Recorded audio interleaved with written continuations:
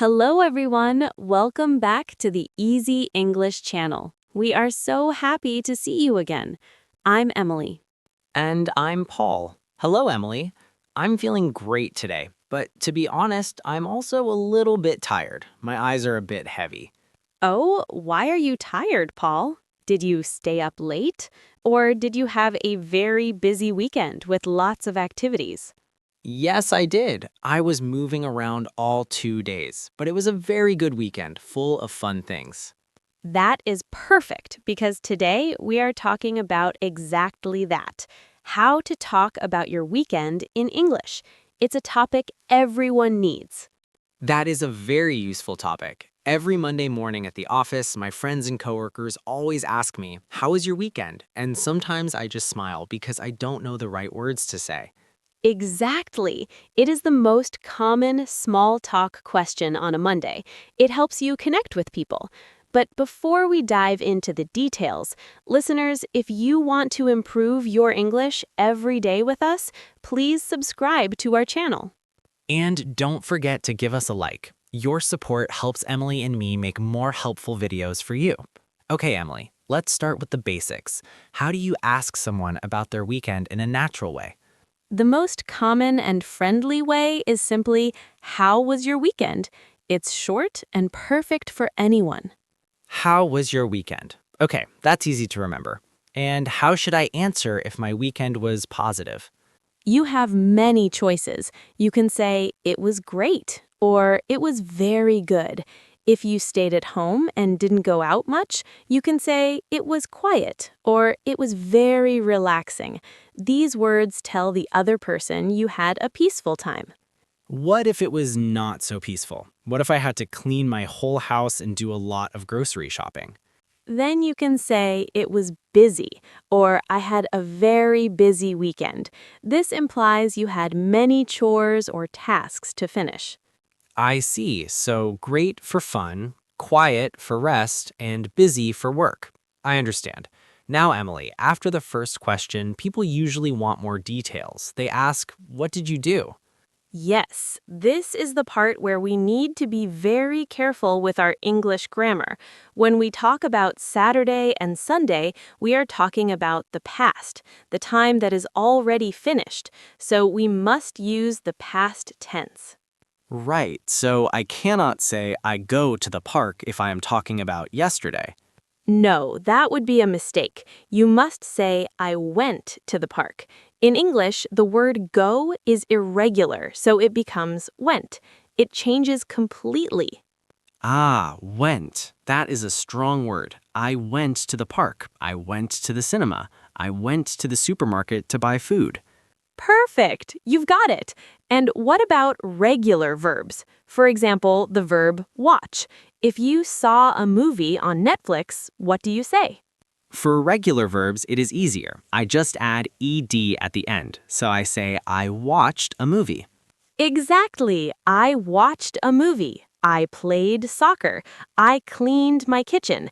Just add that D sound at the end. It's very common.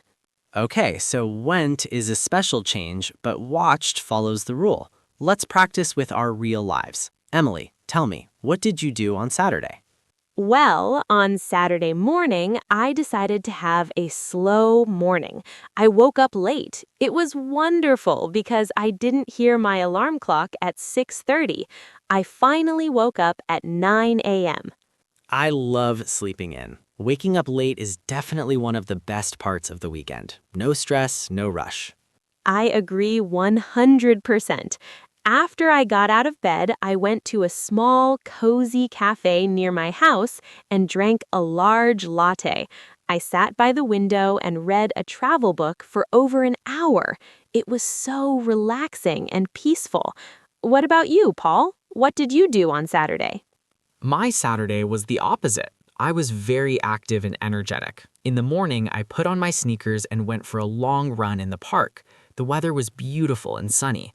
Then I met my best friends for lunch. We were very hungry, so we ate a huge pizza at a new Italian restaurant downtown. Oh, I heard about that place. Was the pizza good? It was delicious. After lunch, I didn't go home.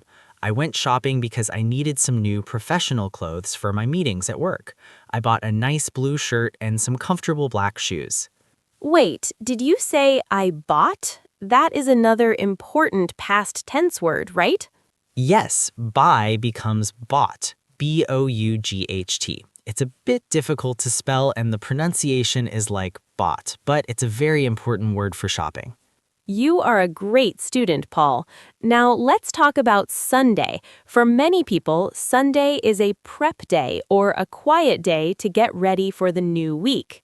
That's true for me. On Sunday, I mostly stayed at home. I'm a bit of a homebody on Sundays. I cleaned my kitchen, organized my desk, and I washed all my clothes. It's not very exciting, but it feels good to have a clean house. You did a lot of housework. I did some chores too, but I also focused on cooking. I cleaned my living room quickly, and then I cooked a big, healthy dinner for my family. That sounds lovely. What was on the menu, Chef Emily?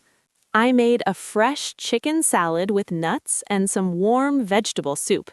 It was very healthy and made me feel ready for Monday. Yum! I love homemade soup. My Sunday evening was different. I sat on the sofa and watched a football game on TV. It was a very exciting game, and my favorite team actually won in the last minute. That explains why you have a big smile today, even if you are tired. Now, listeners, notice how Paul and I describe our weekend timeline. We use time phrases like in the morning, in the afternoon, and in the evening.